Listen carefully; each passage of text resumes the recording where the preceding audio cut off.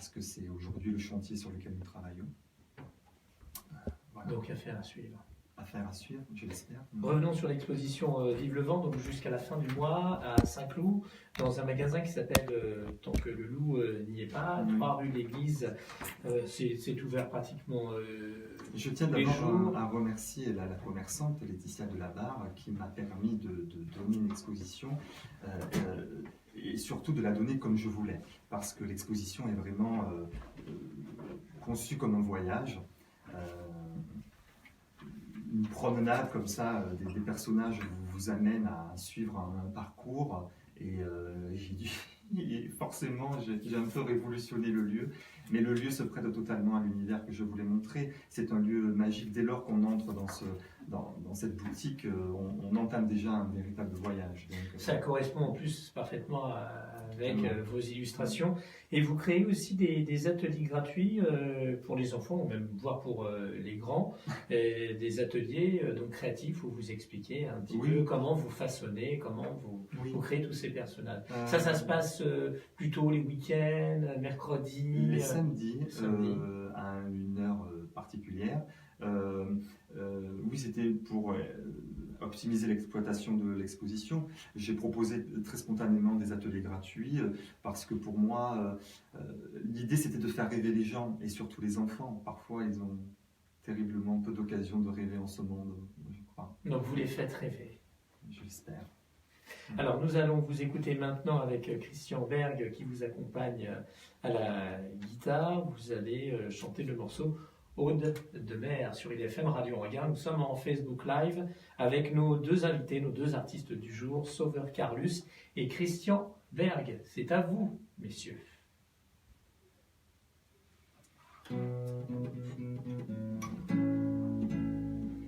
Où s'exilerait le poète, déserté par les égéries, trouverait-il dans les mouettes de quoi raviver sa poésie?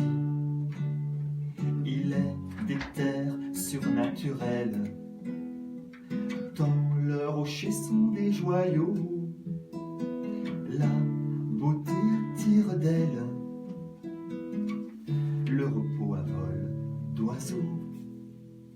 Émeraude est mon ode à la mer. Mer érode mon cœur trop lourd de pierre. Viens marée échouée de tes lèvres.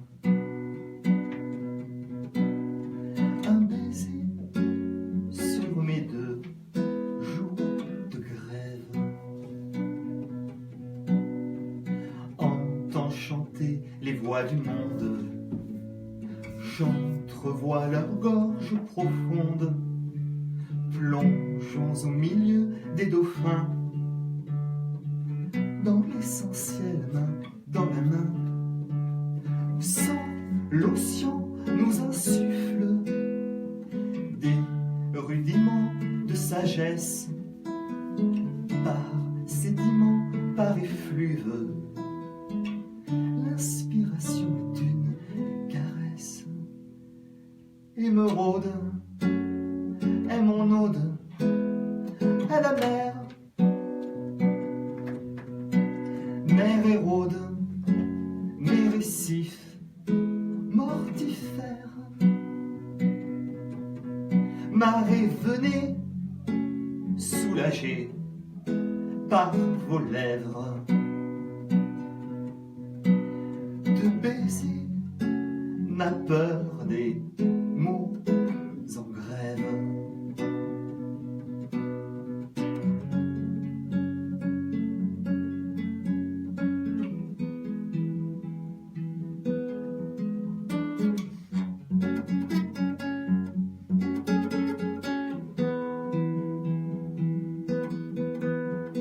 Émeraude est mon ode à la mer.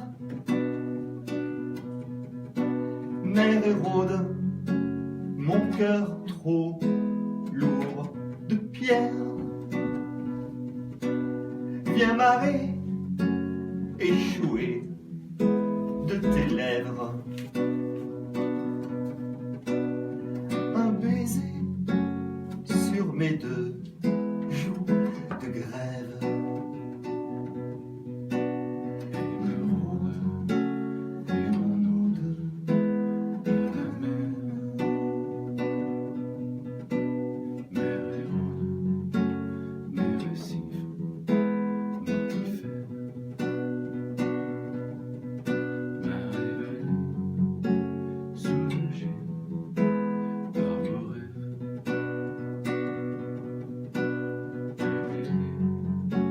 S'attarder sans rêve.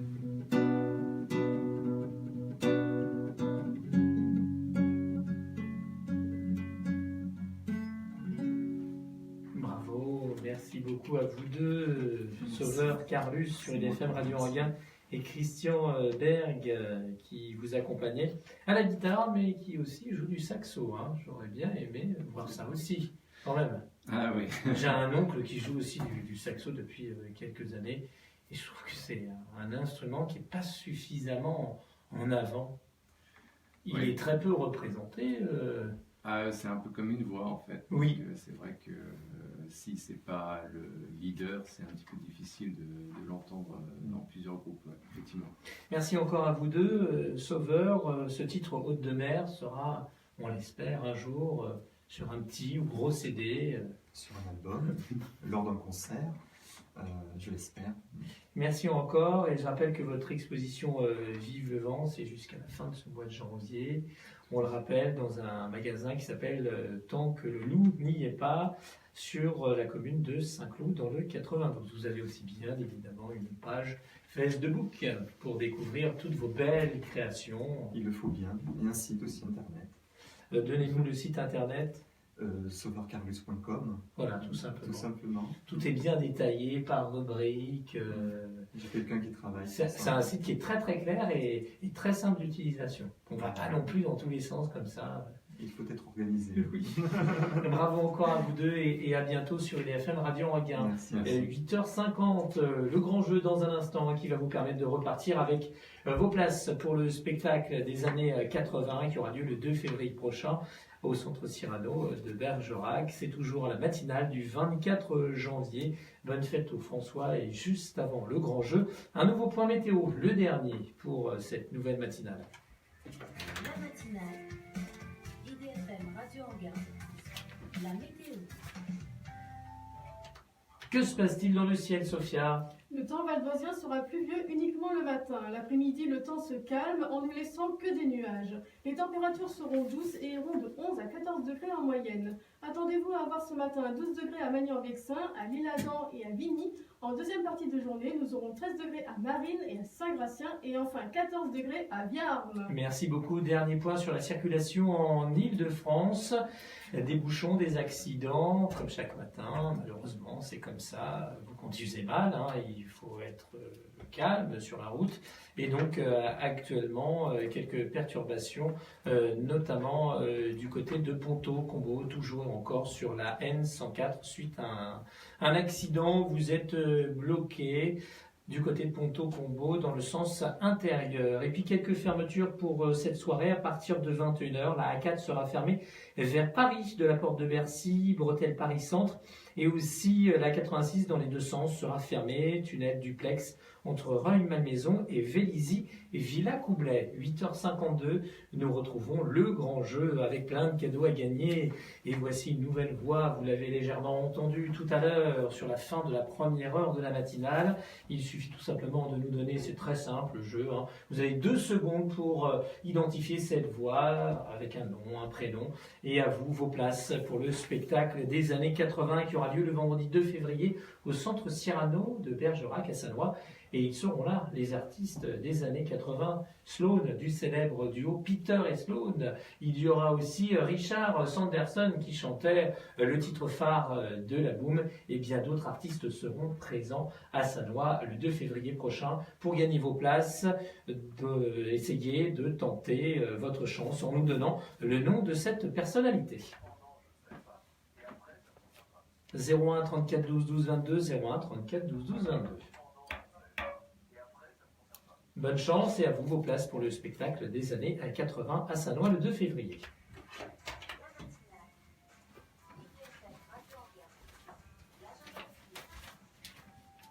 Nous refermons presque la matinale avec quelques bons plans et tout d'abord direction la commune de Mériel. Nous restons sur le Val d'Oise avec l'événement musique en scène sur 2 jours. Non, pardon, carrément sur 3 jours à partir du 26 jusqu'au 28 janvier. Musique en scène sur la commune de Mériel vous proposera notamment le samedi 27 janvier à 20h30 le jour où j'ai rencontré Franz Litz avec Pascal Amoyel ou encore le dimanche 28 janvier à 16h, vous pourrez apprécier le quatuor de saxophone Jean-Yves Fourmeau. Pour en savoir davantage sur cet événement qui a lieu sur 3 jours, allez plutôt sur 2 jours parce qu'en fait le 26 c'est plutôt pour les scolaires. Donc 26, 27 et 28 janvier, c'est musique en scène sur la commune de Mériel. Mériel.fr pour connaître la programmation complète ou encore le 01 34 40 57 30. Et direction cette fois-ci encore et toujours l'événement Piano Campus. Le festival se poursuit, notamment du côté d'Ony le jeudi 1er février à 20h30 au Forum des Arts sur la commune d'Ony. Vous pourrez applaudir 2 artistes pour un duo éclatant, Théo Hould à l'accordéon, encore Lucas Ispire au violon. C'est un concert gratuit sur réservation. Théo Hould a commencé l'accordéon très très jeune, à 6 ans, et il a reçu d'ailleurs le premier prix d'accordéon à l'unanimité ainsi que le 2e grand prix de la ville de Marseille. Et puis toujours dans le cadre du festival Piano Campus, vous pourrez applaudir le lundi 5 février à 20h30 à Pontoise, cette fois-ci à l'école Saint-Martin de France, l'artiste Simon Berki, pianiste, jeune pianiste. Il est né en Suisse et viendra avec son piano pour un spectacle, un concert gratuit, celui-ci aussi sur réservation le lundi 5 février à 20h30 à Pontoise, à l'école Saint-Martin de France, toujours dans le cadre de ce festival Piano Campus, 17e édition qui met cette année à l'honneur Chopin ou encore Beethoven. Et si vous voulez en savoir davantage, piano-campus.com. La matinale va refermer ses portes dans un instant, mais juste avant, encore une fois, nous retrouvons Patricia Lasserre pour l'horoscope de ce mercredi 24 janvier. Natif de Mars, c'est bon pour les rencontres. Taureau, vous n'avez pas la tête à vos amours. Si vous êtes Ils sont partis. du signe, Non, c'est pas. Il faut que je prenne des photos de ces dessins. Ah oui, il n'a pas ramené les dessins. Si, mais j'ai pas pris les Dans le photos. studio, non, je les ai pas. Non, mais on va faire ça là-bas. Bah non, c'était ici, on a zappé, il fallait qu'il les ramène ici. Non, mais il les a ramenés, mais j'ai pas fait. Oui, mais ici, qu'il fallait, parce que du coup, c'est... Ça va tous les deux? Oui. Tiens, installe-toi. Bah c'est pas grave, c'est grave, parce que du coup, ça sert plus à rien. Je voulais les voir, mais non, tu sais bien qu'on les voit pendant l'émission, pour les détailler et les décrire. J'ai complètement zappé. Lui, je pensais qu'il allait venir avec. Mais ouais, il les a amenés. Mais elles étaient où? Derrière. Directeur départemental, commissaire général, principal, commissaire général. Bonjour. Bonjour, messieurs, dames. Qui c'est le technicien pour nous aujourd'hui? Il n'y a personne. C'est Clara. C'est Clara? Fermez la porte, s'il vous plaît. Merci beaucoup Patricia Lasserre, très bonne journée à vous, c'était la matinale. Tous les horoscopes de Patricia Lasserre sont disponibles sur voyance-équitable.com. Merci encore à nos invités de ce matin, Sauveur Carlus notamment, illustrateur, sur la commune de Saint-Cloud dans le 92. Et puis dans un instant, vous avez rendez-vous avec encore d'autres invités. L'émission Le Bar de l'économie vous sera présentée dans un petit peu plus de 2 minutes par Florence Seur. Elle reçoit notamment René Taillel, président des communautés juives du Val d'Oise et des lauréats du dîner républicain qui eut lieu en décembre de l'année dernière. Et puis d'autres invités aussi viendront agrémenter le bar de l'économie, l'actualité économique, politique avec Florence Seur. C'est tous les matins en semaine, 9h-10h. Bye bye, très bonne journée. Alors, on attend encore le directeur de la sécurité publique. Moi, il fait peur. Oui. Facile, vous m'agressez, la nation. Oui. Je viens de retirer mon casque, facile. Merci beaucoup. Parce que je comprends pas, il est en retard. Je lui envoie un SMS tout de suite. Vous lui rappelez surtout l'adresse et le code, parce que s'il arrive devant et qu'il ne sait plus le code, s'il vous plaît.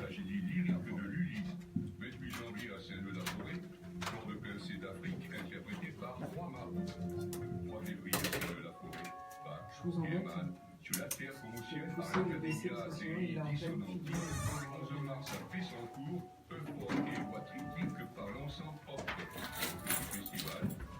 Oh, ça va Christophe? Toujours.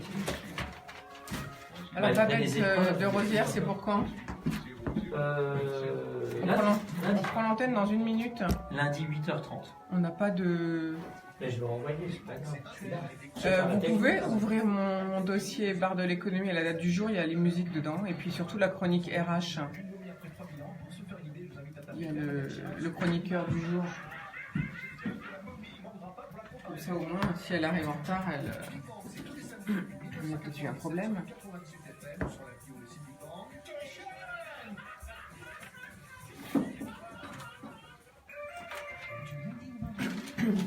On prend l'antenne dans quelques secondes. Alors, bonjour. Vous écoutez bien l'introduction que je fais sur vous parce que les questions sont dans votre intro. D'accord. Hein. Alors, vous allez intervenir en dernier parce que vous êtes 4 aujourd'hui, 4 invités, 4 à intervenir. D'accord. Et donc, comme vous êtes un petit peu notre start-up du jour, puisqu'on passe toujours une start-up en principe, c'est la start-up qui intervient en dernier.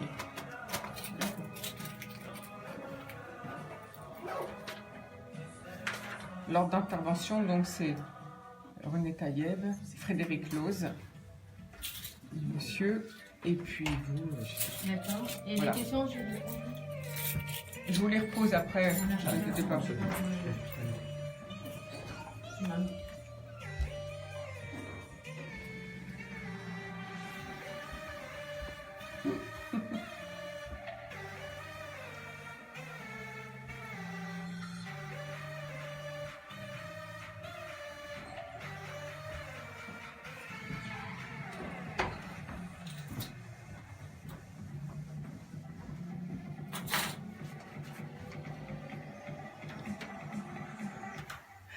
Bonjour Christophe, merci beaucoup d'être avec nous. Bonjour à tous, nous sommes ravis de vous retrouver ce matin pour une heure de bonne humeur.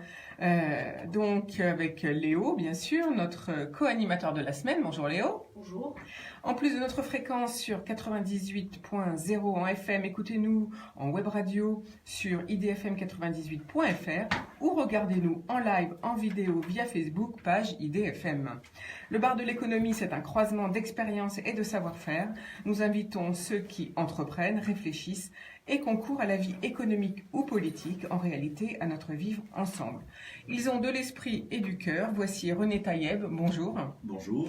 Professionnellement, vous êtes un expert de la gestion de patrimoine, mais dès 1993, vous entamez la création de structures associatives, que ce soit professionnelles ou culturelles, pour adultes comme pour enfants.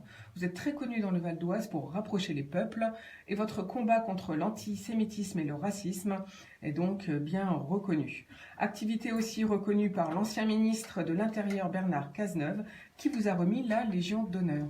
En 2016, vous avez été rapporteur d'une mission pour le Premier ministre sur la cohésion sociale et l'engagement citoyen pour lutter contre le racisme, l'antisémitisme et les discriminations. Vous êtes conseiller municipal de la ville de Montmorency. Votre premier mandat, c'est en 1995, où vous étiez alors adjoint au maire, toujours à Montmagny. Je me suis trompée, je crois que je dis Montmorency. Voilà, mais c'est Montmagny. Mais c'est bien Montmagny. En décembre dernier, vous organisez un dîner républicain en Val d'Oise, au cours duquel vous avez remis 3 récompenses aux personnalités qui sont à vos côtés ce matin. Donc, pour parler du vivre ensemble aujourd'hui, j'ai le plaisir d'accueillir les 3 lauréats. Frédéric Loz, tout d'abord, qui est le directeur départemental de la sécurité publique en Val d'Oise, le patron des policiers, comme on dit. Auparavant, il était médiateur interne de la police nationale, fonction qu'il a inventée et créée, mais il va arriver, il n'est pas encore dans notre studio. Avec lui, nous parlerons de ce qu'est la sécurité publique, quel est son territoire d'action et quelles priorités pour le Val d'Oise. lutter contre la lutter contre la radicalisation, par exemple, le terrorisme, ou comment peut-on travailler à mettre en garde les parents, etc. Mais il a plusieurs cordes à son arc, comme on dit, et nous en découvrirons une autre tout à l'heure. Florence Fitoussi, bonjour. Bonjour. Vous êtes notre start-up du jour car vous avez créé une société jeune et engagée en 2016, une entreprise, je dirais, sociale. Après avoir travaillé dans des grands groupes, vous décidez de tout stopper et de faire une formation à l'ESSEC en 2012. En 2016, vous créez votre start-up pour sensibiliser les jeunes sur les conduites à risque susceptibles de les amener devant la justice. Vous nous expliquerez tout à l'heure l'objectif, comment vous fonctionnez et votre retour d'expérience surtout. À vos côtés, Abel Haït Otmar, bonjour. Bonjour. Avec des copains à l'âge de 17 ans, vous fondez l'association Ensemble à Villeneuve-la-Garenne, un concept d'accompagnement éducatif très encadré qui existe maintenant depuis 20 ans car vous avez 37 ans. Vous nous présenterez sur quel axe vous travaillez et vos actions récentes qui ont valu cette récompense. Mais vous aussi, vous êtes maire adjoint à la ville de Villeneuve-la-Garenne, aux côtés d'Alain Bernard Boulanger, UMP. On peut dire une ville qui a changé de visage en 30 ans. Vous êtes en charge, entre autres, du commerce et de l'artisanat, de l'économie sociale et solidaire. Et vous êtes membre du Cercle Eugène Delacroix, un lobby d'élus français fondé en 2014, travaillant en relation France-Maroc. Peut-être aura-t-on de parler des opportunités possibles entre les sociétés françaises et le Maroc. Sinon, vous reviendrez nous voir une autre fois. Vers 9h30, eh bien, c'est la pause info de Léo. Vers 9h50, la chronique RH de Georges-Olivier Carré. Aujourd'hui, sur la notion de valeur en entreprise. Mais tout de suite, un rayon de soleil avec notre pépite musicale. Je vous propose Artichaut, Begin the Begin.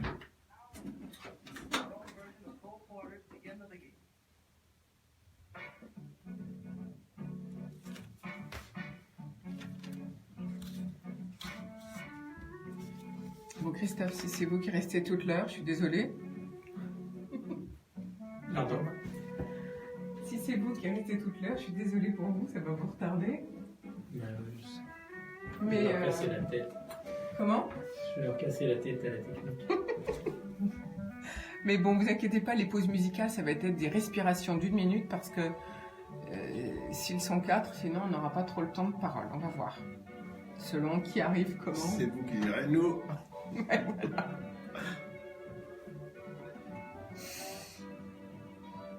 Alors pourquoi j'ai parlé de France-Maroc? C'est parce qu'on a une info sur les 10e rencontres économie de l'Institut du monde arabe à Paris le 13 février. Vous êtes au courant? Tout à fait. Voilà, Léo va le dire dans ses infos aujourd'hui. Donc ça tombe très bien.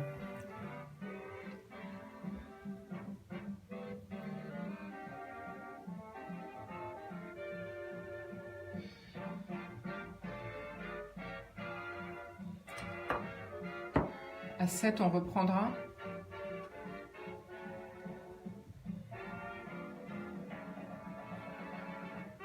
Donc là, quand je reprends, je vous introduis d'une autre manière et je vous pose mes premières questions. On fait une par une des questions? Oui. D'accord. Ah bah oui, sinon ça devient compliqué. Faire global. Non, mais sinon les pauvres invités, il y a des fois ils se perdraient parce qu'il y en a qui sont tellement angoissés par le micro qu'il y en a une qui a perdu ses mots alors qu'elle m'avait très bien tout dit quand on s'était débriefé. Il ne faut pas leur dire ça, sinon ils vont perdu leur mots aussi. Mais non. C'est 8 jours. Non, c'est moins difficile que devant 400 personnes. Hein. Ouais, c'est vrai. Oui. Vous inquiétez pas, De tout va visu. bien. C'est vrai, c'est vrai. En tout cas, c'est une grande première. C'est vrai.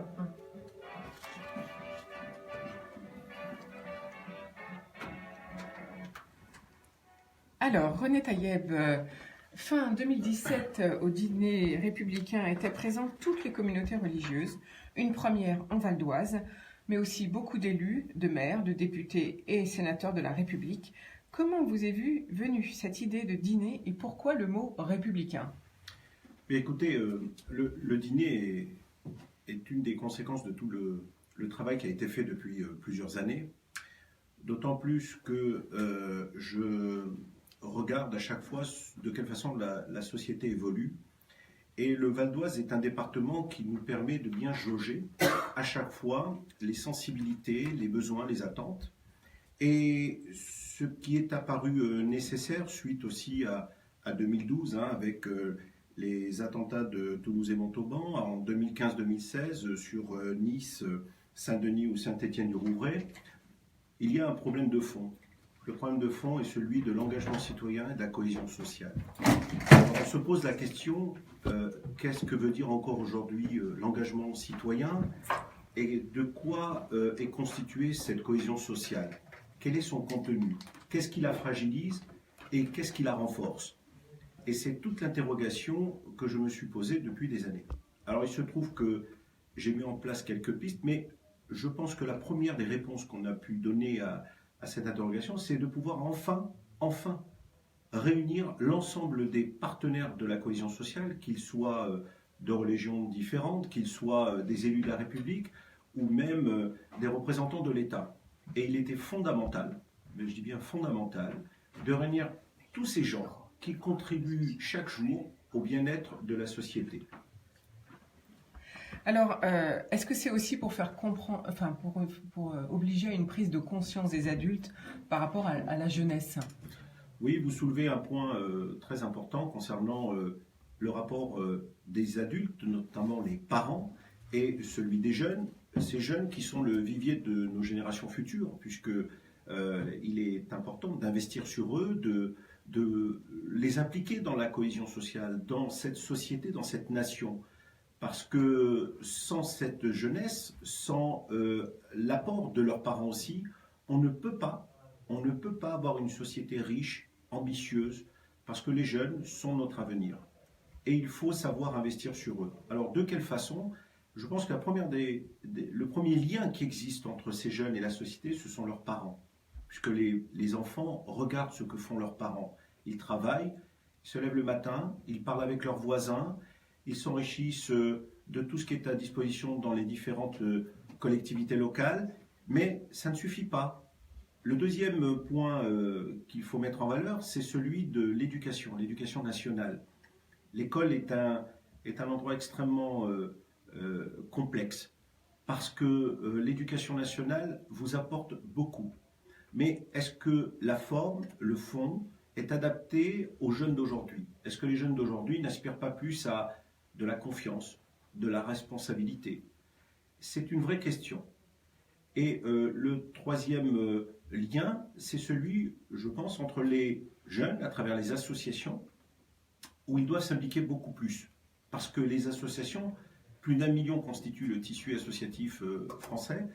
Ces associations ont un avantage énorme. Elles ont une proximité du quotidien.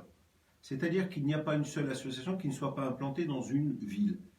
Et je pense qu'il faut absolument mettre en valeur le travail des associations et souvent dénigré ou pas assez mis en valeur parce que pas de finances suffisantes, parce que pas de reconnaissance, parce qu'on est dans un climat souvent électif où les uns et les autres cherchent à ramener des voix, mais je crois que l'essentiel d'une association n'est pas de collecter des voix.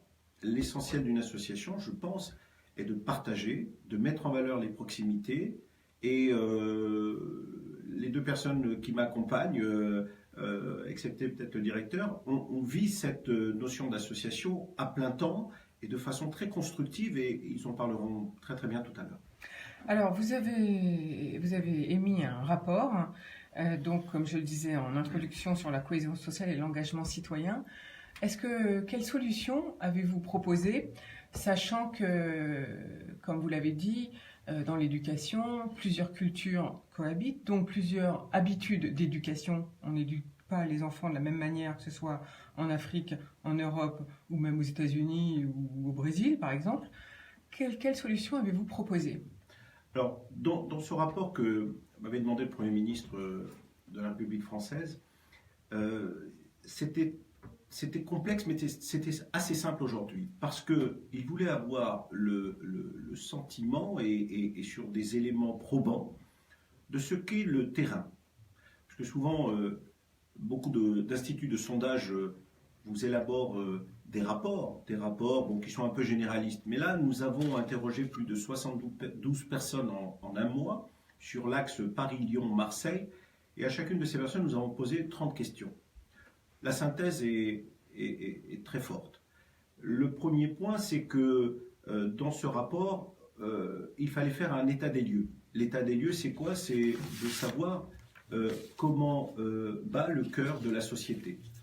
Quels sont ses problèmes? Quelles sont ses interrogations? Qu'on soit un proviseur d'un établissement scolaire, que l'on soit un président d'association, que l'on soit un chef d'entreprise. Et sur l'axe Paris-Lyon-Marseille, il y a une diversité exceptionnelle. Et donc, nous avons pu voir le malaise de la société sur le terrain, entre ce que nous entendons dans les discours et ce qui se passe au quotidien sur le terrain. La deuxième chose, c'est j'ai réalisé une banque de données qui permet de bien comprendre les actions qui sont réalisées mais qui ne sont pas entendues. Et je me suis focalisé sur les jeunes qui sont très riches en idées et qui produisent franchement un travail assez exceptionnel. Et il apparaît donc que ces jeunes ne sont pas reconnus, comme je le disais tout à l'heure, ils ne sont pas assez mis en valeur, et leur association aussi. Alors j'ai vu qu'il y avait des liaisons entre des jeunes qui venaient du Moyen-Orient, qui venaient d'Afrique noire, qui venaient d'Afrique du Nord, qui venaient d'Europe, et tout cela était assez fantastique parce que je les ai vus travailler ensemble, mais chacun avec des codes différents. Alors, ce qui était important, c'est peut-être de leur dire, mais écoutez, le code unique que vous avez, c'est celui de la nation française. Et c'est important parce que chacun a sa richesse personnelle, chacun a sa richesse intellectuelle, religieuse, mais la seule ligne qui nous unit, c'est la cohésion sociale, la cohésion nationale, donc tout ce qui concerne notre pays. Alors, est-ce que vous avez même été élu maire adjoint honoraire du fait de votre longévité en mandat, je veux dire, 25 ans. Voilà, d'élu public de la République. Est-ce que vous avez vu une évolution? Est-ce que c'est vos mandats qui vous ont donné cette idée de travailler sur la cohésion sociale? Alors, effectivement, j'ai un parcours très ouvert, très divers. Le spectre, je dirais, est assez large, puisque j'ai fait de l'associatif, j'ai fait de l'électif, j'ai, comme vous l'avez dit, remis un rapport, mais en 25 ans, on voit une société qui a complètement changé. On le voit déjà entre 2012 et 2017, cette société n'est plus la même. Quand je parle de cohésion nationale, oui, il est important qu'elle existe et qu'elle vive, parce que cette cohésion nationale, elle est le ciment pour chacun d'entre nous.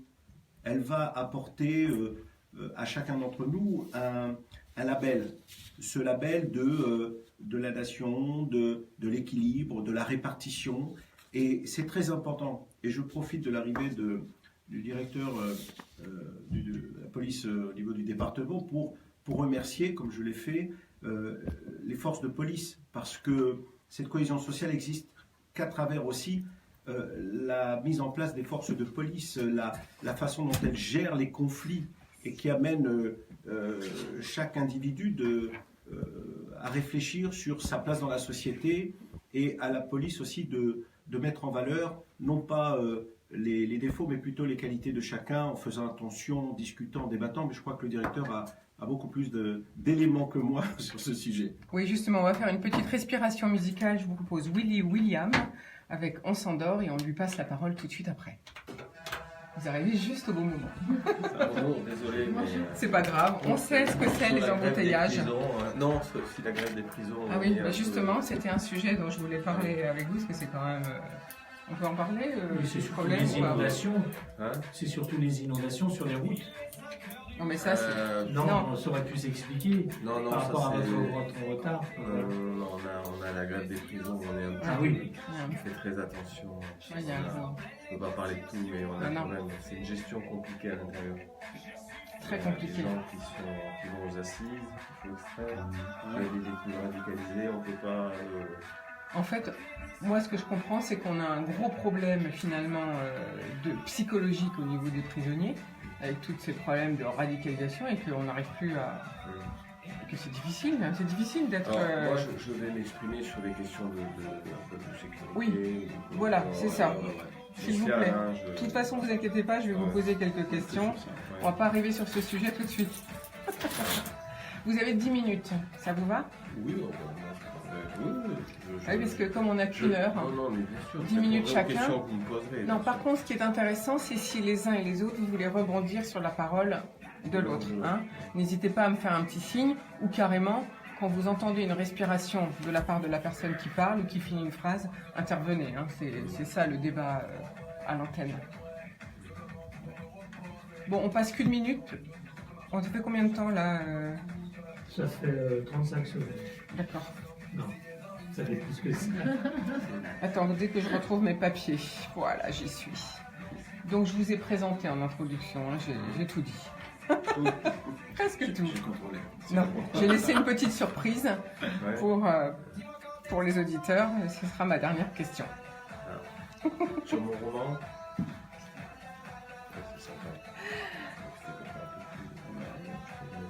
C'est... On y va ? On reprend. Alors nous sommes toujours sur IDFM, sur le thème du vivre ensemble et de la cohésion sociale et nationale. Tout de suite, on passe la parole à Frédéric Loos. Vous êtes le directeur de la sécurité publique. Qu'est-ce qu'on entend par sécurité publique ? La défense des biens et des personnes. Il y a liberté, égalité, fraternité. Il n'y a pas préalablement de liberté sans sécurité. Alors pour certains, c'est une question qui ne se pose pas, mais pour d'autres, la question de la liberté d'aller et venir, la liberté d'être en sécurité chez soi est un problème fondamental et n'est pas un acquis, même en France. Donc c'est un combat de tous les jours. Donc la sécurité publique et la direction généraliste de la police, c'est la plus grande des directions qui a des missions généralistes. Ce sont les commissariats que vous voyez dans le Val d'Oise. La sécurité publique dans le Val d'Oise, c'est 2250 policiers avec 6 grosses circonscriptions d'agglomération. Celle de Cergy, 240 000 habitants. Celle d'Hermont, 210 000 habitants, celle d'Enghien, d'Argenteuil, Sarcelles et Gonesse, avec plusieurs communes à l'intérieur, et des policiers qui répondent aux appels police-secours, à peu près pas loin de 1000 appels par jour, plus de 300 interventions dans une journée moyenne par jour, interventions physiques de policiers, qui font des missions d'investigation, plusieurs niveaux, enquête criminelle, enquête contre... les atteintes aux biens, les infractions sexuelles, les infractions économiques et financières, mais aussi le renseignement territorial qui est rattaché à la sécurité publique. Donc la police en tenue, en civil, le renseignement, l'investigation, la police secours, toutes ces missions, c'est la direction départementale de la sécurité publique du Val d'Oise, à l'instar des autres DDSP du département, qui les remplit et dont l'objectif est bien sûr d'assurer la sécurité et qui est, je le redis, bien sûr le prérequis de la liberté. Alors vous êtes là aujourd'hui et donc l'actualité nous montre qu'il y a quand même, devez être surchargé par les problèmes des gardiens de prison qui sont un petit peu en ce moment malmenés par les prisonniers. Mais avant peut-être de parler de ce sujet, j'aimerais savoir quelles sont vos priorités pour le Val d'Oise. Alors, les priorités pour le Val d'Oise, qui nous sont assignées par le gouvernement, le procureur de la République, le préfet, au-delà du travail quotidien et des affaires quotidiennes que l'on a pour lutter contre la criminalité, bien évidemment, je dirais qu'il y a à la fois la lutte contre le trafic de stupéfiants, l'économie souterraine et tout l'écosystème criminel que cela génère, les atteintes aux biens, les vols de véhicules, les cambriolages, les trafics d'armes, mais j'oublie pas les agressions sexuelles. Alors on est sur beaucoup de fronts. Aujourd'hui, il y a une sensibilité particulière aussi, bien sûr, sur les violences intrafamiliales, mais également la radicalisation, la prévention du terrorisme. Il y a beaucoup de priorités au quotidien. Mais là, je viens de tracer à peu près les grands chantiers, les grands défis que nous avons constamment, un peu dans tous les départements, qui sont parfois plus exacerbés dans certaines certains endroits du Val d'Oise. Alors, au dîner républicain, vous avez été récompensé pour votre action. Parlez-nous un petit peu de cette action qui a été récompensée. Écoutez, d'abord, je remercie René Taïeb d'avoir organisé des dîners républicains et d'avoir pensé à récompenser les forces de police, car ce n'est pas Frédéric Loos, moi je suis là depuis le 9 mai, qui a été récompensé, c'est la police nationale, c'est-à-dire votre police nationale, celle que vous payez avec vos impôts, qui assure votre sécurité, y compris de façon invisible tous les jours dans un État démocratique et au profit de tout le monde, y compris la mère d'un voyou qu'on va interpeller à 10h, qui râle, qui n'aime pas la police, et 10 minutes après on peut aller interpeller les agresseurs de sa propre maman qui vont nous appeler, c'est ce que je rappelle en permanence. Après, évidemment, nous avons été récompensés parce que dans le département du Val d'Oise, il y a une communauté juive importante, avec des menaces. Alors ça va du haut du spectre, de la menace terroriste. Le passé a montré qu'il y avait un passif, et là, c'est pas qu'un passé, et que c'est pas un fantasme. Hein. Il n'y a pas une hystérie, il y a un vrai sujet. Et en même temps, il y a la défense il y a l'action qu'on mène pour que toutes les communautés, et là, en l'espèce, la communauté juive puisse normalement, en 2017-2018, procéder aux fêtes religieuses, faire Shabbat de façon absolument normale. Ce qui est anormal, c'est qu'on se pose cette question. Et en même temps, il y a la lutte plus ancrée, parfois plus sournoise contre l'antisémitisme. Alors l'antisémitisme parfois physique, des agressions, on a vu à Garges-les-Gonesse ou ailleurs.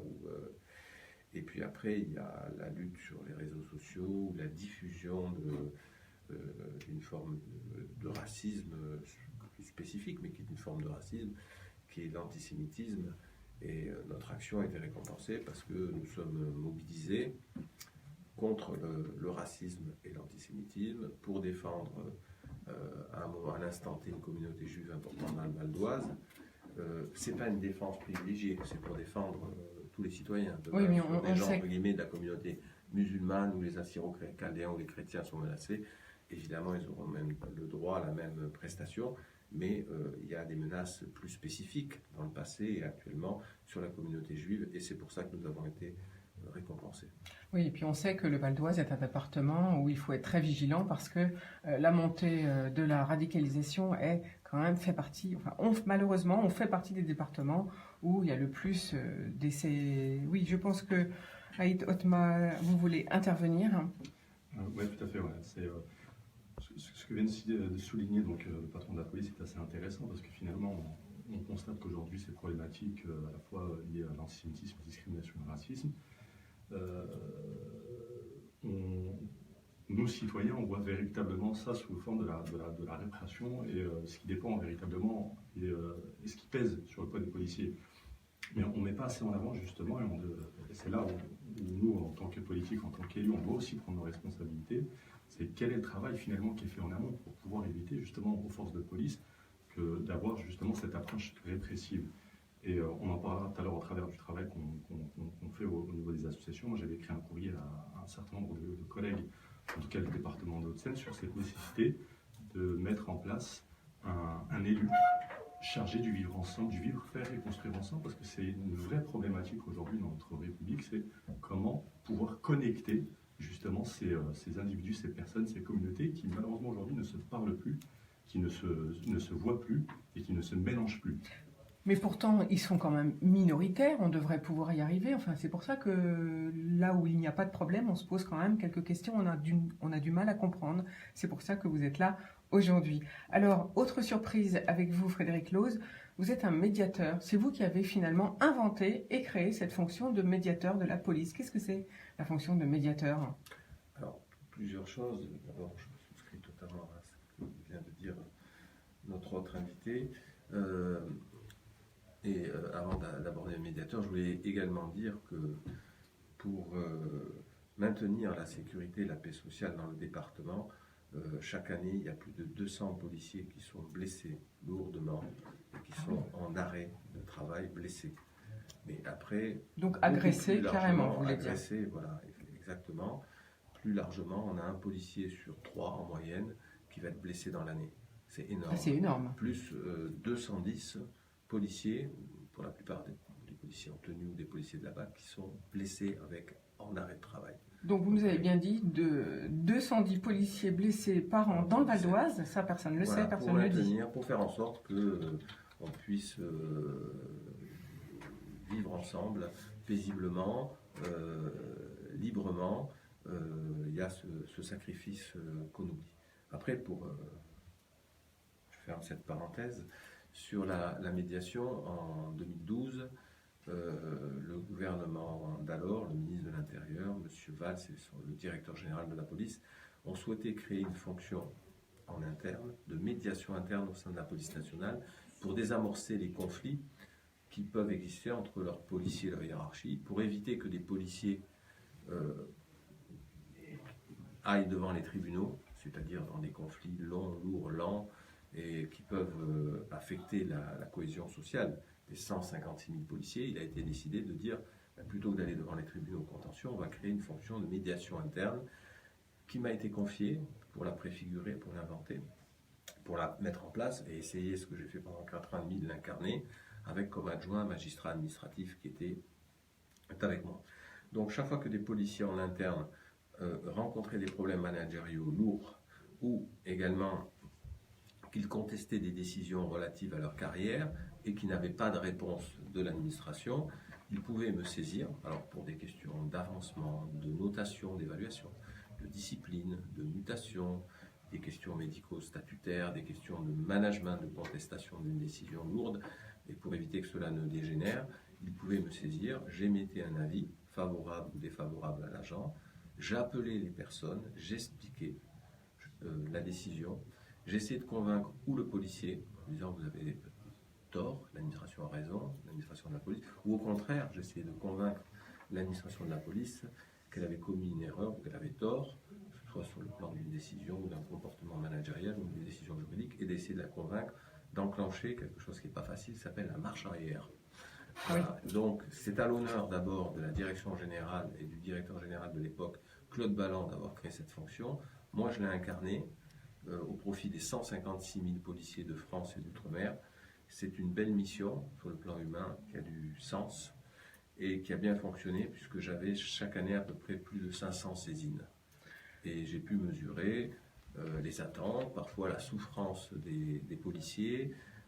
J'ai pu mesurer à quel point les policiers étaient affectés dans leur vie privée par un travail qui est si particulier qu'on ne peut pas faire d'étanchéité et déconnecter quand on rentre chez soi. Et puis en même temps, le médiateur, c'est quelqu'un qui parle, c'est quelqu'un qui met du liant, qui crée des petites passerelles, et puis qui explique. Parfois, les gens ont tout simplement besoin d'une explication, y compris quand ils ont tort. En fait, c'est mettre de l'humain dans une administration, ou peut-être finalement commencer à gérer l'administration comme une entreprise. Alors, plutôt que d'avoir une gestion statutaire des ressources humaines, c'est une gestion humaine des ressources. Voilà, dans un ensemble qui parfois, parce que c'est lourd, 156 000 personnes, et qu'on est dans un État un peu centralisé, et la police, à l'image de l'État, est centralisée, on a besoin de mettre du liant, de l'humain au centre des choses, et c'est la première des ressources, elle est là, on a un gisement, et la fonction de création de médiateur est une très belle mission qui m'a beaucoup plu, et vous n'en ressortez pas intact dans le bon sens du terme quand vous faites ça pendant 4 ans et demi. Merci beaucoup Frédéric Lowe, je pense que c'est effectivement une mission très importante, mais l'heure tourne, j'ai annoncé une surprise vous concernant, car avec vous on ne s'endort pas, comme je le disais tout à l'heure. C'est la sortie, je pense, très bientôt de votre 4e roman, Teshuva, édité chez l'Harmattan. Alors c'est quoi? C'est une histoire justement de rapport humain? Complètement. D'abord, merci. Effectivement, c'est un roman qui est sorti, qui est publié chez l'Harmattan, qui est tout à fait disponible et qui a très bien démarré. C'est complètement, on est au cœur de l'humain. Teshuva, j'ai pris ce titre parce que c'est un mot qui m'a interpellé. Je ne suis pas juif, mais je me suis intéressé au judaïsme, je connais un petit peu. Alors ça veut dire retour, se retourner, restaurer, ça veut dire réponse, ça veut dire aussi processus de repentance, ce qui est différent du processus de pardon. Ça veut dire revenir après s'être égaré, revenir à l'essentiel, ou parfois, dans le Zohar, la Kabbale, revenir aux principes fondateurs. Donc on retrouve des traditions, une tradition de régénérescence, de purification, de revenir au début après s'être égaré, après une faute, ou tout simplement de revenir au fondamental, qu'on trouve d'ailleurs dans d'autres traditions philosophiques ou dans d'autres traditions spirituelles. Voilà, donc c'est avant tout une histoire humaine où plusieurs personnages à un moment donné vont se poser des questions fondamentales au-delà des postures, au-delà des représentations qui nous conditionnent. Et puis le temps tourne, on est des passagers sur Terre et de temps en temps on se pose, on enlève les décors et puis on a envie de se poser les questions fondamentales. Et comme le temps ne suspend pas son vol, comme le souhaitait Lamartine, alors il est temps des fois de faire teshuva et de dire je t'aime, de dire pardon, de parler et de transmettre. Et teshuva est avant tout un roman qui est le prétexte à une narration pour parler de la Côte d'Azur, pour parler de certaines valeurs. Le rapport entre un père et son fils. Le rapport entre un père et son fils, un père très engagé, idéaliste, qui a une vision un peu désenchantée du monde. Un peu dirigiste avec un peut-être discours, aussi. avec des mantras idéologiques très, très marqués, très à gauche, très binaires, et qui ont parfois agacé son fils, qui dit mon père était tellement militant, il veut me... mais en même temps le père lui transmet de belles et de vraies valeurs, de justice, de solidarité et de fraternité. Et le fils un jour va s'interroger en se disant mais pourquoi mon père est comme ça, pourquoi à la fois il me transmet de belles valeurs et en même temps il est crispé, et lui-même on a l'impression il y a une colère sourde en lui. Et un jour, il va revenir 50 ans en arrière, dans un kibboutz en Israël, et il va comprendre, il va se mettre à la place de son père. Allez acheter donc Teshuva en librairie, c'est chez L'Harmattan. L'auteur est Frédéric Loz, notre directeur de la sécurité publique. Alors, pas de pause, pas de temps pour une pause musicale, je suis désolée, il est déjà 9h34, c'est l'heure de Léo, l'heure des infos. Alors, c'est une catastrophe brutale pour les salariés de Carrefour, Léo. Oui, Florence. Carrefour annonce une restructuration complète. Pour eux, le modèle de magasin dédié est dépassé. Ils proposent un plan de départ volontiers de 2400 personnes sur les 10 500 salariés du siège et annoncent fermer les 273 magasins enseignement d'IA s'ils ne trouvent pas repreneur, soit 2100 salariés concernés. Ils souhaitent se concentrer sur des boutiques virtuelles et bio.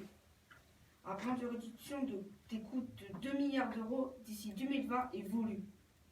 Coût trop élevé, lourdeur de l'entreprise, dégradation de notre trajectoire financière, décrète Alexandre Poupard 7 mois après son arrivée aux commandes du groupe Carrefour, qui emploie actuellement 115 000 personnes en France.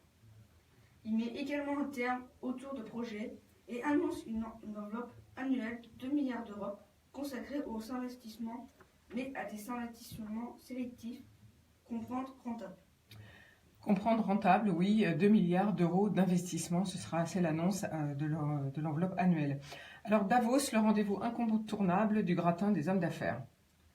Comptez 32 000 euros le ticket d'entrée à Davos, où 3 000 responsables politiques et chercheurs de tous les continents se réunissent dans le village suisse pour un dialogue entre les différents intervenants privés et publics, entre acteurs et experts, avec les grandes organisations internationales, les ONG et certains médias. Pourquoi faire?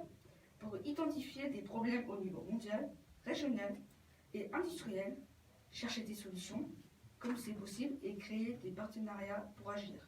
Voilà, on appelle ça un think tank international. C'est le grand rendez-vous pour réfléchir à l'avenir de l'humanité. Alors, 10e rencontre économique de l'Institut du monde arabe à Paris le 13 février. Si vous êtes intéressé par les opportunités et les enjeux nés de la transformation digitale dans le monde arabe, c'est le rendez-vous au Ali. Un appel est lancé aux chefs d'entreprise dans les secteurs de l'économie numérique, des finances, du secteur bancaire, du développement urbain, de la transition énergétique ou géographique. Vous y découvrirez les expériences d'Orange, de Soprasteria, mais aussi des startups de la French Tech. Merci beaucoup Léo, on va tout de suite faire une petite respiration musicale et après on retrouve nos invités. n'a pas le temps, on passera les autres demain. Donc du coup là pour demain, t'es tranquille. Tu calcules ton nombre d'infos pour demain et tu commences à travailler celle de vendredi, aujourd'hui. D'accord? Comme ça on va gagner du temps. Vraiment. C'est comme pour lancer des fleurs. Un demi-fou? Non, tu ne l'as pas encore.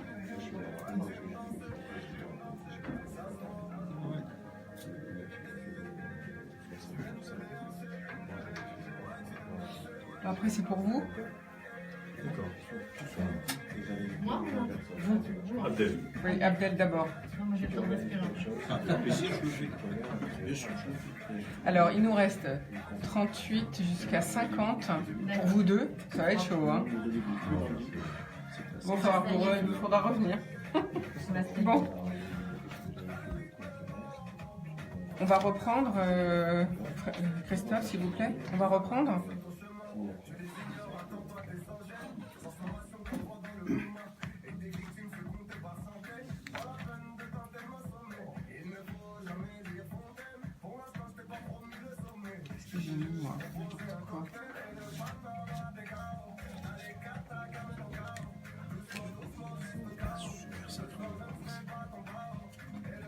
On y va? C'est bon, Christophe?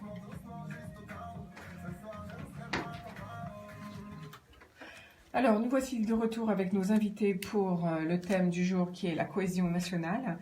Abel Haït Otmar, vous avez été récompensé pour l'association Ensemble que vous avez créée à l'âge de 17 ans.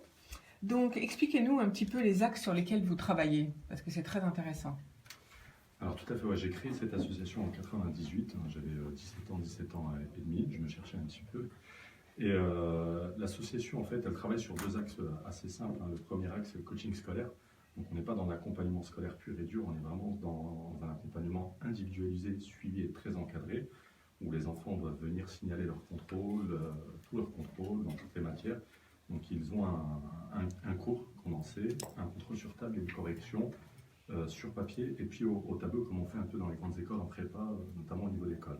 Et c'est quand, tous les soirs? C'est du lundi au vendredi. Donc les enfants viennent, chaque enfant peut venir tous les jours Tous les jours, on a 150 gamins qu'on suit toute l'année, donc les collégiens.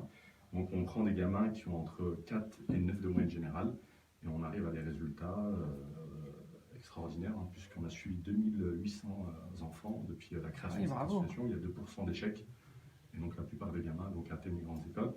On a 10 gamins sur l'association qui sont passés à Henri IV. Donc c'est vraiment une très belle réussite. Une belle récompense. Voilà, tout à fait. Pour vous. Donc deuxième axe, c'est l'axe citoyenneté, et là qui est divisé en deux. Le premier axe, c'est la connaissance effectivement des institutions, de son pays, de l'histoire de son pays. Et cet axe-là est assuré par l'association des anciens combattants. Donc, ça permet aussi de connecter des générations, donc, qui malheureusement, ce que je disais tout à l'heure, ne se connaissent pas et ne se parlent pas.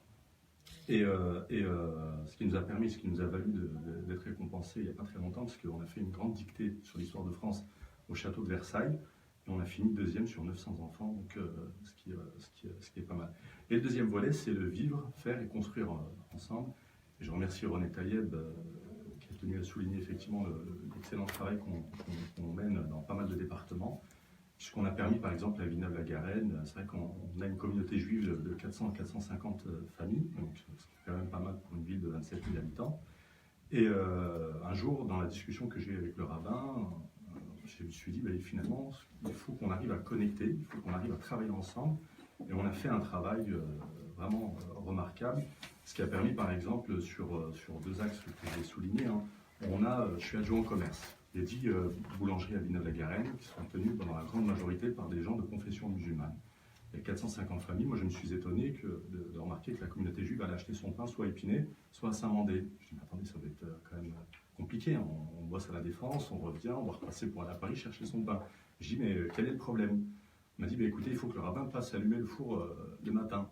J'ai réuni les boulangers, je leur ai dit, écoutez, est-ce que ça vous intéresserait d'avoir 450 familles en plus dans vos clients? Il dit, écoutez, bien évidemment. Je dis, le principe est simple, on s'est réunis à la synagogue, et donc tous ces boulangers ont remis la clé de leur boulangerie, un double de la clé de la boulangerie, donc au rabbin, pour que le pain puisse être cachère, donc ce qui a été fait.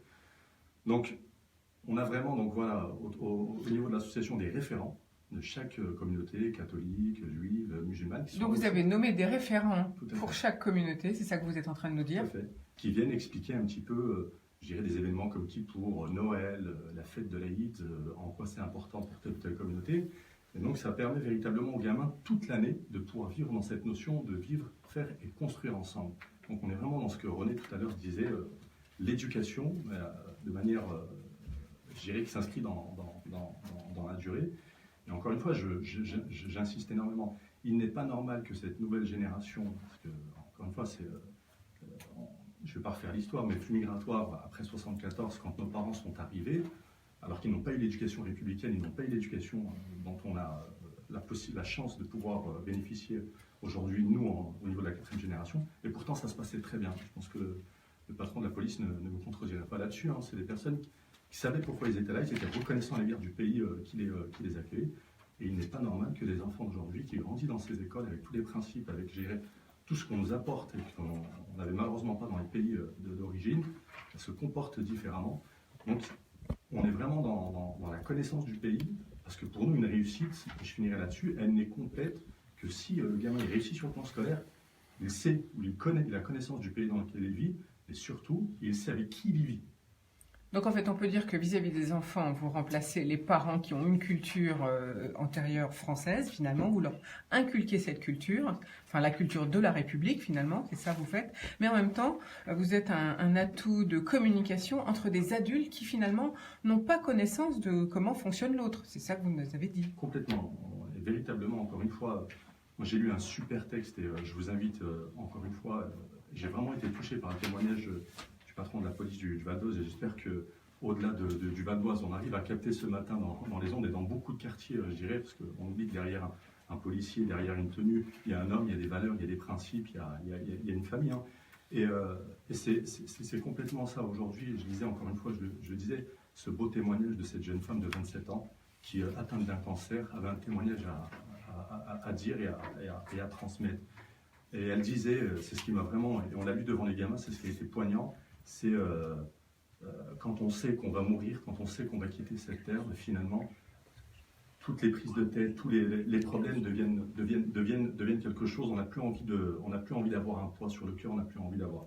Et l'idée, en tout cas, et la morale qu'on fait passer à ces gamins-là, c'est vivons ensemble, je dirais construisons ensemble, et on a vraiment énormément, beaucoup plus de choses qui nous rassemblent plutôt qui nous divisent. Teshuva, c'est un excellent titre. En arabe, c'est Taouba. On aurait pratiquement pu l'appeler Teshuva et Taouba, c'est à peu près, vous voyez, il y a encore une fois cette notion de... Oui, parce qu'il faut dire que vous êtes d'origine marocaine. Je suis d'origine marocaine, donc de confession musulmane, et Taouba, c'est la même chose, c'est le repentir, c'est le retour sur soi, c'est reconnaître ses erreurs, reconnaître ses imperfections, et aussi accepter l'autre tel qu'il est. Et c'est véritablement là. On a un super pays, on a de magnifiques principes, et on doit aujourd'hui, et l'enjeu il est vraiment crucial, faire en sorte que justement la République elle soit au-dessus de tout ça. Parce que c'est ce qui, je pense, véritablement, c'est ce qui peut vraiment nous reconnecter les uns les autres. Frédéric Lehose, vous voulez réagir? Oui, écoutez, M. Abdel Aït-Omar rend hommage à la police et c'est pas de pure forme ou par flagornerie, je rends hommage également à son discours parce que liberté, égalité, fraternité, droits de l'homme, ça ne doit pas être des poncifs usés qu'on répète creux désincarnés. Ça s'incarne par chaque année avec des générations qui arrivent de l'étranger ou d'ailleurs, etc. C'est pas le sujet.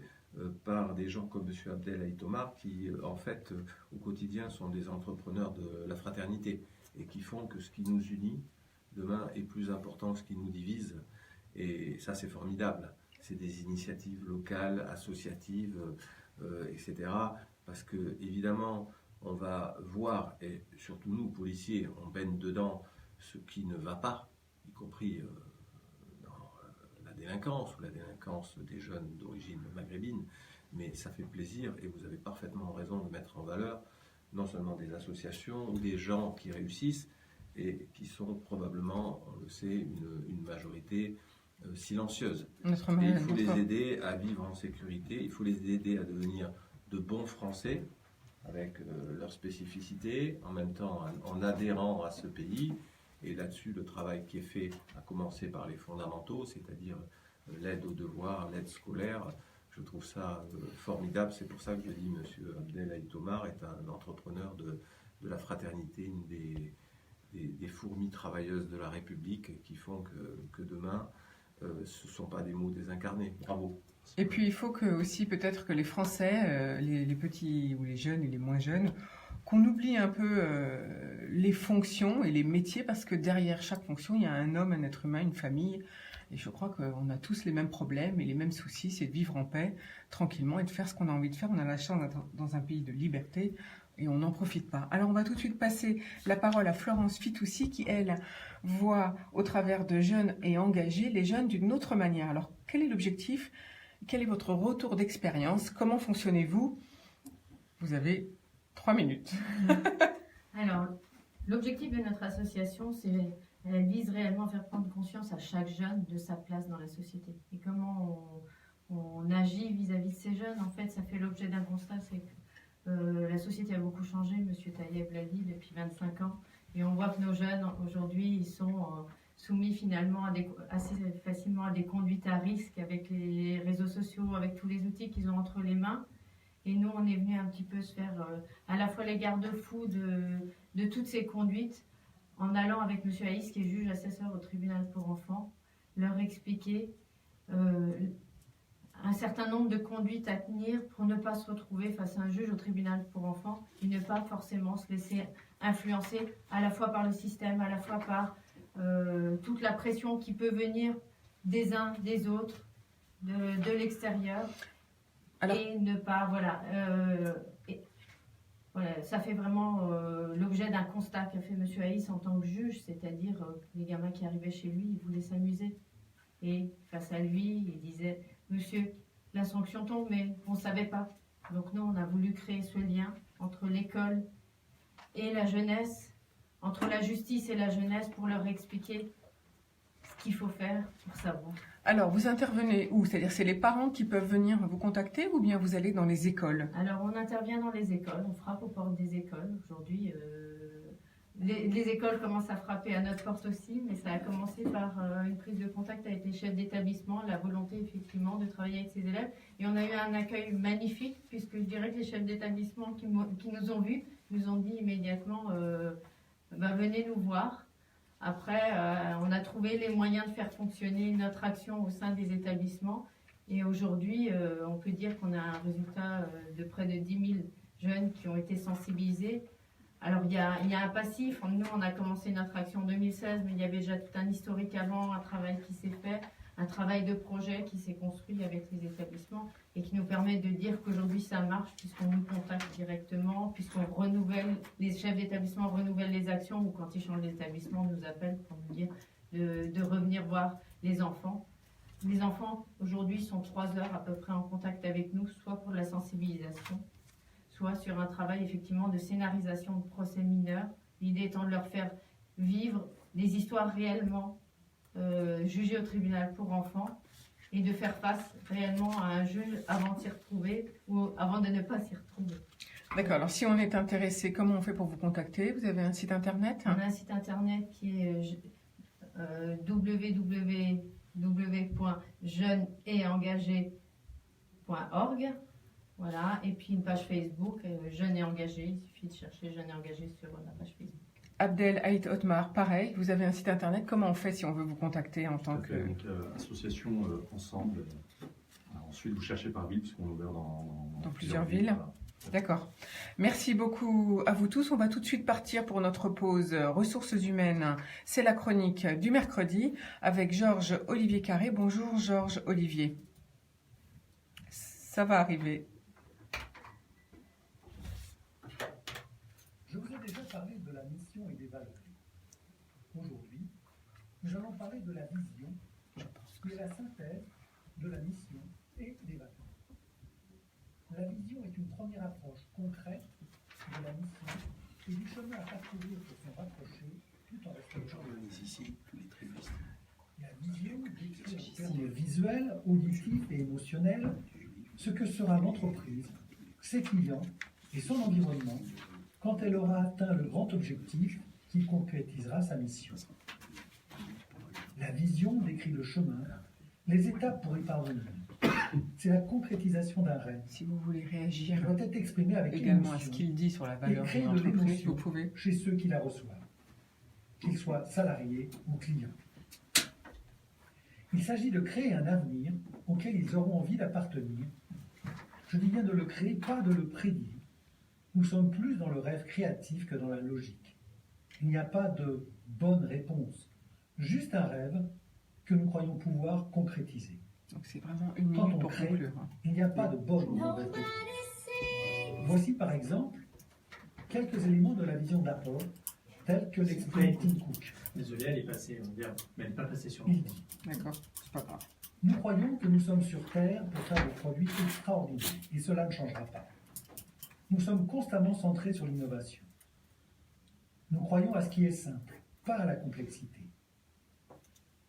Nous croyons que nous avons besoin de posséder et de contrôler les technologies de base de nos produits et de nous impliquer seulement sur les marchés où nous pouvons avoir un impact significatif. Christophe, vous me reprendre. Nous croyons à la collaboration en profondeur et à la Ouvrez les micros fertilisation tout de suite parce croisée qu'on n'a plus beaucoup de dans temps. nos équipes. Il nous reste Il 4 nous minutes. permet d'innover 40 secondes. dans les D'accord. directions Vous où nous les autres direz. ne peuvent pas atteindre. Il nous reste, vous voyez, on a le chronorupteur Il est qui s'est évident enclenché. que la vision, Il nous reste 4 même minutes si en c'est une tout. projection vers En tout. l'avenir, est Donc encore là, exprimée on au a moment encore. présent. Une 30, c'est Elle est fini. donc portée par un ou des individus à un instant T et dans l'environnement qui est le leur à cet instant. Nul ne sait comment ces individus et cet environnement évolueront dans le futur. Et pourtant, le cœur de la vision doit rester solide pendant les 10-20 ans qui suivent. Cela ne veut pas dire qu'une vision ne doit pas évoluer, mais plus elle sera stable, plus elle renforcera les compétences et l'image de l'entreprise. Pour tenir dans le temps, la vision ne doit pas être élaborée à la légère. Le ou les porteurs doivent prendre le temps et à la fois la profondeur et la hauteur nécessaires pour clarifier et exprimer clairement ce qu'ils portent au plus profond d'eux-mêmes. Plus ils seront habités par leur vision, plus ils y mettront d'énergie et seront capables de convaincre et de surmonter des obstacles. Il est important de savoir qui nous sommes et ce que nous voulons vraiment faire de notre vie. C'est une question d'identité et de leadership.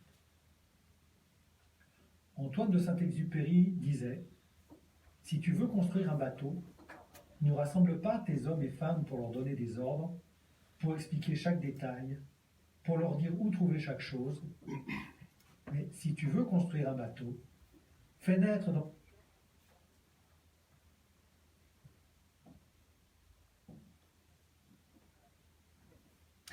Alors, René Taïeb et vous tous, merci de votre présence aujourd'hui. René Taïeb, un petit mot de conclusion peut-être? Oui, merci. Je tenais à dire quand même deux petites choses. La première, c'est que je suis très fier d'avoir écouté ces trois personnages, puisque vous l'avez entendu de vos propres oreilles. Le travail est assez exceptionnel sur le terrain et il s'adresse quand même majoritairement à toute cette jeunesse. Et ça, c'est un point très positif, avec des résultats tout à fait perceptibles. Deuxièmement, je voulais lancer un message, simplement dire que derrière l'union nationale se cache un mal plus insidieux, c'est celui de l'effritement de la cohésion sociale, et qu'au cœur de la stratégie de tous ces gens qui veulent du mal à notre société se trouve la division et la terreur et l'effroi, pour mettre dans le cœur des Français cette crainte. Or, la France est un grand pays. Nous sommes bien plus nombreux dans cette logique de paix, de bienveillance, et de toute façon, nous mènerons le bateau à bon port, puisque la volonté des vivants est bien plus importante que la volonté de ces terroristes. Merci, vous avez bien raison. Et d'ailleurs, l'antenne est ouverte du bar de l'économie à tous ceux qui veulent s'exprimer sur ce sujet. Appelez-nous, venez parler de vos actions. On est à votre écoute. Merci à tous encore une fois pour votre présence. Chers auditeurs, merci de nous avoir suivis. Demain, soyez avec nous. Nous accueillons Christian Guyon, l'un des pionniers de l'image de synthèse française, et Muriel Scollan, maire de Deuil-la-Barre et conseiller départemental. On vous souhaite une très belle journée. Isabelle Durand et son équipe arrivent. On vous laisse en musique. À bientôt. Merci Christophe. Merci.